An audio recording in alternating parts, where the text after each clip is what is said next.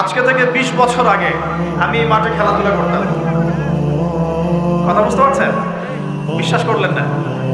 আজকে থেকে 20 বছর আগে আমি এই মাঠে খেলাধুলা করেছি।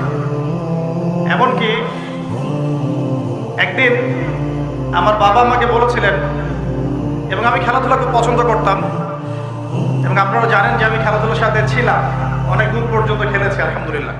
তো আমার বাবা আমাকে বলছিলেন যে খেলাধুলা করতে যেতে ইচ্ছা করছে। আমি বললাম যে হ্যাঁ। তো আমার মনে আছে ঠিক ওই যে ছেলেগুলো যেখানে দাঁড়িয়ে আছে ওই জায়গাটাতে আমি খেলছিলাম। আমার ব্যাচমেট যারা আছেন এখানে উপস্থিত হয়তো তারা জানবেন বিষয়টা।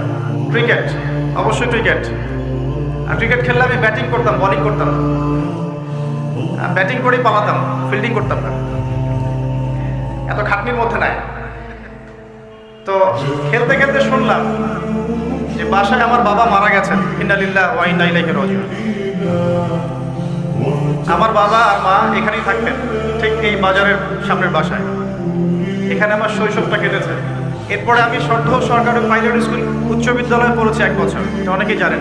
আমার শৈশবটার অনেক স্মৃতি এখানে জড়িত আছে। আর আজকে তাকবীরের কি লিখন যে সেই মাঠে বসে আমি আপনাদের সামনে দ্বীনের ওয়াজ করছি। সুবহানাল্লাহ।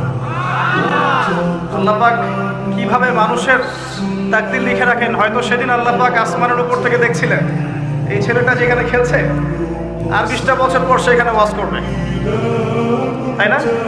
আল্লাহ পাক সব জানতেন না? আমার পাশে ওস্তাদকে দেখছেন, এই যে ছোট ছেলেটা তেলাওয়াত করে গেল কোরআন, তার চেয়েও ছোট বয়স আমার তখন 7 থেকে 8 বছর হবে। আমার কোরআনের হাতে খড়ি হয়েছে ওস্তাদ নজরুল হুজুরের কাছে।